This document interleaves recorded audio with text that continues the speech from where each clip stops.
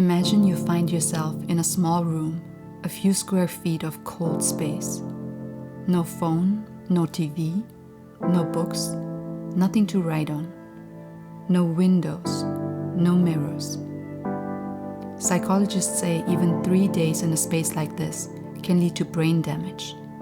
But let's begin with your first moment. After a minute, you're restless, fidgety, maybe bored. We all have experienced it when you're sitting in a doctor's office and have no Wi-Fi. It's annoying. You don't know what to do with your hands. You hear the world outside, but you're locked in. It feels unfair. You get upset, but it's okay. Everything is gonna be okay the moment you get out. But what if you cannot get out?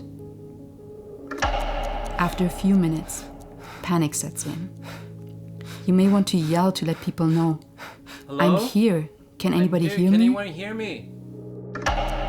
After an hour, you start pacing, up and down, up and down. How many steps can you take back and forth? 1, 2, 3, turn. 1, 2, 3.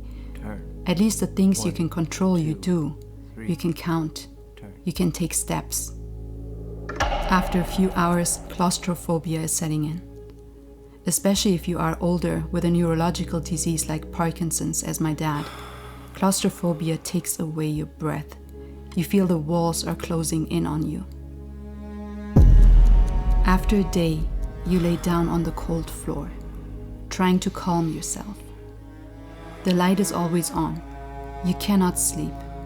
You cannot tell if it's day or night, how many minutes, hours, or days have passed. You're left in here with your thoughts alone. How long have I been here? Is anyone out there missing me? How long have I been here? After a few days, it feels like a vacuum with nothing to distract. A monotonous wheel that keeps turning. It's a lot to be cut out from humanity. By now you know every detail, every inch of cracking paint. You convince yourself this is your new home. You desperately try to find a new normal, an imitation of life. After a week, the brain slowly starts to deteriorate. Neurons in your brain need stimulation, touch, conversations, interactions. So they grow and branch out like leaves on a tree. But with complete deprecation, they start to die off. Your brain dies cell by cell, starving from a lack of life. After a week and a half, violence and paranoia begin. We're social creatures made for interaction. Take that away and you can lose your mind. Even a gentle soul will start feeling anxious and angry, kicking the walls, banging against the door. You want to hurt yourself, or even take your own life. After a few weeks, you start shaking from within. How do you learn to de-stress if you can't wake out of this nightmare? After a month, physical starvation sets in. We like to eat in company, but due to a loss of appetite, you lose weight, lose muscle mass, lose your strength. Sensory deprivation can feel like you are half awake in a dream, a total loss of reality. Minutes feel like hours.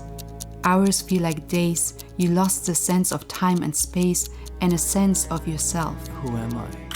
What is real? My name is Jimmy. I have a wife. I have 2 children. I will get out of here. I will get out of here. I will get out. As social animals, we make friends with whatever we need to. Maybe with a cockroach on the floor, with the walls, with your torturers even. When you're taken out of your cell by the guards, it's the only human contact you have. It's a rough and brief touch, but it's a connection, at last. After a few months, your senses start to play tricks on you.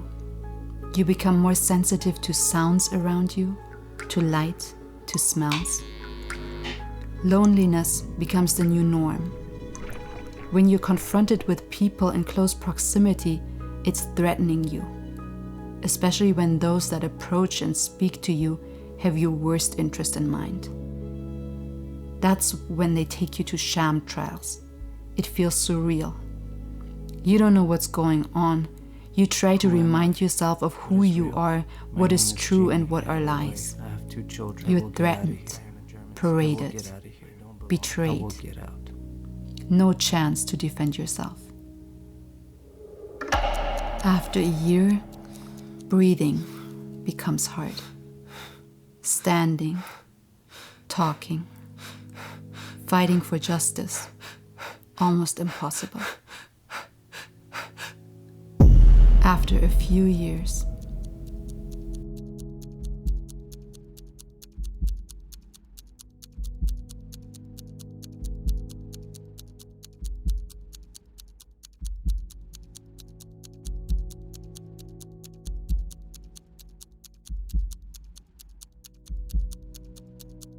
be our voice.